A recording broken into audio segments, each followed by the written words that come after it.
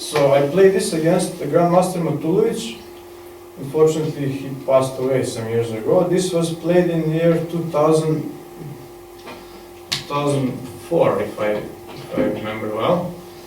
And okay, he's a legend. In that time he was okay, old, but still good GM with a lot of experience. So he was white, rook d8. And okay, here we have a critical position. Why? Because I can play rook b1 check and rook d1. I can do this. Or I can just simply defend the pawn on placing rook on b5. I don't know, maybe most of the people will just play rook b1, rook d1 and play on. It should be a draw, yeah. Position is drawish. The only thing is that I have this passed pawn and white has those two doubled, but it's a 4-4 rook endgame, it should be a draw. I chose to play this move. Well, when you check the game, we'll see that it was a smart decision. Yeah. So, king f1. So, here it looks like a logical move. Yes, king f1, king e2, bring your king to the center. But most probably, move king g2 was better move. We'll see that later. Why? So, king f1. And now, okay, if I want to play this for a win with black, I have to do something. Okay, I cannot move my pawns, my rook is just not doing too much, so I have to come with the king.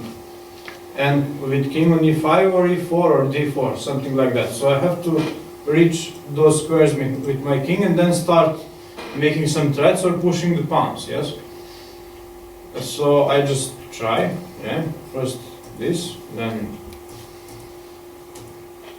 But so here I had to make a decision. Do I want to make draw immediately with playing just king e7, yes, and just repeating, yeah, this check, draw. I could do that. But if you want to play for win, then king e5, rook f7. You have to face with losing of that g7 pawn. So that's sometimes it's a tough decision in the game. Sometimes it's very wise to just take the draw, because if you lose this pawn, maybe it would be difficult to save the draw. And now we can see that, for example, if this king is not here on f1 but on g2, whole my idea with king e5 will not work, and I would have to settle for a draw with king e7 and just taking the draw. Because of his king on f1, I noticed that I can enter with the king e5. He goes, of course, rook f7, what else? And now king f4. Only because of his king's position. Now if he plays rook g7, which is not so good, I'll just enter with the king, threatening mate.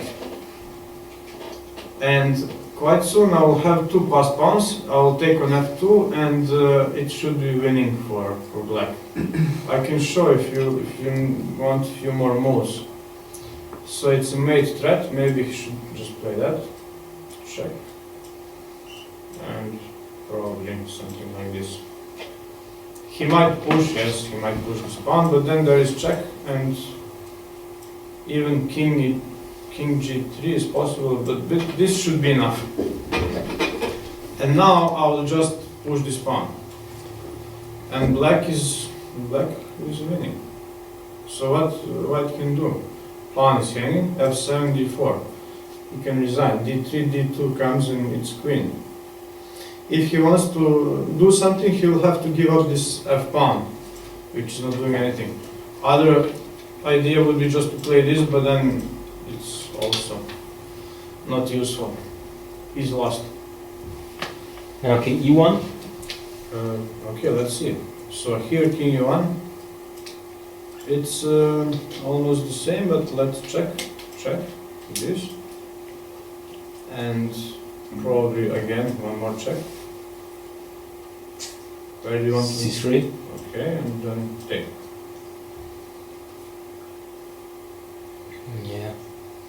So if you go king d4, I'll give you another check probably.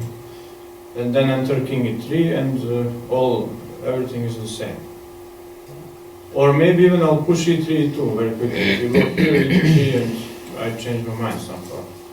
e2 and queen.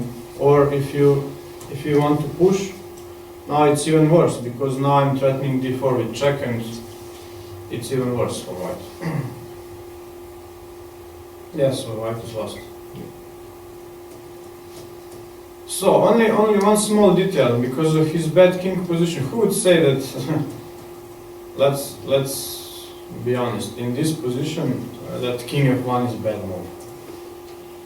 It looks almost impossible that king f1 is a bad move, but actually it is. It gives me some chance. Yeah. Okay, still the game is not lost for white. So he goes f6, very good move. Okay, so here it was another critical position. I should mention that, yes, because today I'm talking about critical positions.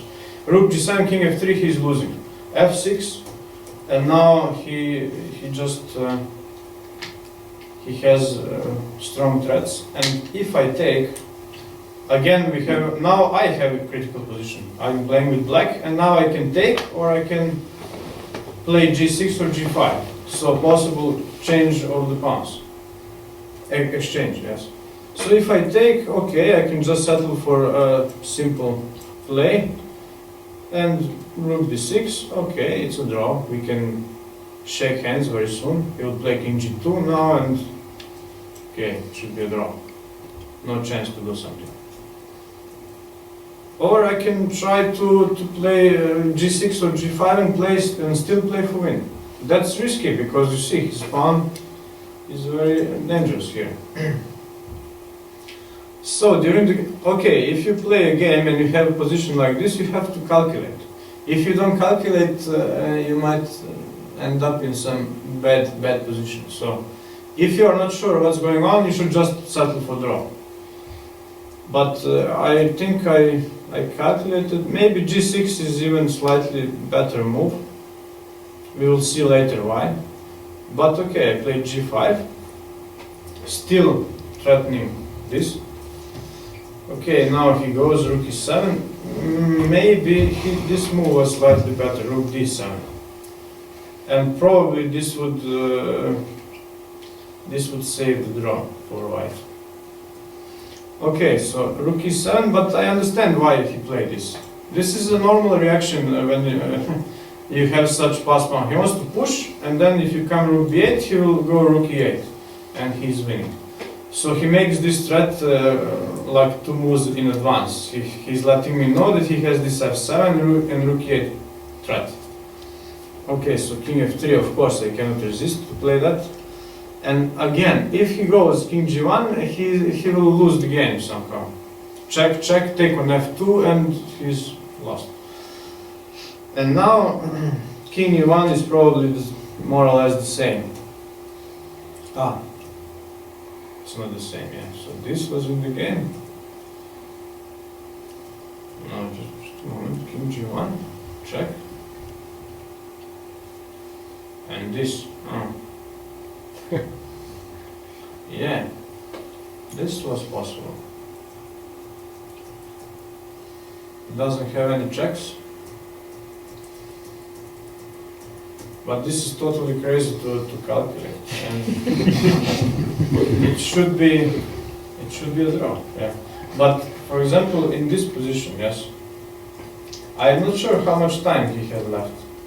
So here, you should decide king g1 or king e1. That's totally crazy. I mean, king g1 is probably draw. We could see that line. I'm not sure if it's forced, probably it is. King g1 is draw, and king e1, probably he's losing. Okay? Played king e1. And now, again, we have another critical position. So in a real game, it's not like this. I mean, in a normal game, usually you have in endgame a few critical positions. 2-3 times you have to make really important decision. Here, well, almost every move is critical position because position can change. So here I can play rook d6 I can play check, or I can play another stupid move. This would be a move if you become scared of his f-pawn. Rook b8 and just like this, just to make sure that he will not move his rook. But this would be a draw, easy draw after this move, and quite quickly it will be a draw. So, only rook b1 or rook b6. If I play rook b6, in just a moment, yeah, if I play this looks like a nice move. To place rook here, yes, behind the pawn. But then, there is this move. And now you might say, okay, it was better to play g6, not g5. But I was really not, I couldn't see so far ahead. Then that f5 square would be so important. So probably g6 was stronger, but what to do? So here, after this, looks like white is winning. Yeah, he will just push, and now I have no time to promote. White wins. So after rook b6, actually white wins. Rook b6, f7, rook f6, and just like that, white won the game. That was the game? No. So you can also play. Okay, with rook b8 it's draw. So you're just playing safe. Rook b8 and I take my draw. Yeah? But I calculated that I can win actually with this move. Check. And now there is the difference. He has to push and this. Okay, if he doesn't do anything, I will just take this pawn and then I will push those pawns and I will win the game. So he has to do something, which is he should do this move. This is the only chance. And then that was the matter of calculation. Now the difference is that I can now take this one. Yes, king is on d2. Take, check. He has to go here to avoid checks, and now we have this queen endgame, but now it's winning because I have 3 against 1. If he takes on h6, for example, then probably this is the move to win the game. And then I will take on h3, and I will also keep both pawns because he can't prevent that. Because, for example, something like this, attacking here and defending here, runs into check. Yeah, so he can do that. And what else? If he just tries something like this, I just take. Again. What? Again. Yeah, sorry. Or if he tries something like this, I can give check and then take with the king. So he's lost. But okay, so the point is that you have, for example, you have a position like this in the game, and you need to make a decision what to do. You have rook b6, rook b1, or rook b8. Rook b8 is draw, rook b6 is losing, and rook b1 is winning. So some calculation, need some calculation, yes. If you don't do it correctly, you might lose. Okay, so in the game it was like this, and now he played king c3. Obviously totally losing the game now. Okay, now the rest is easy, I just show it relatively quickly. This was a good move, because he cannot, he took it, yeah.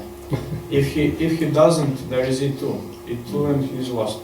So there is check, yes, so I keep my d5 pawn. That was the point.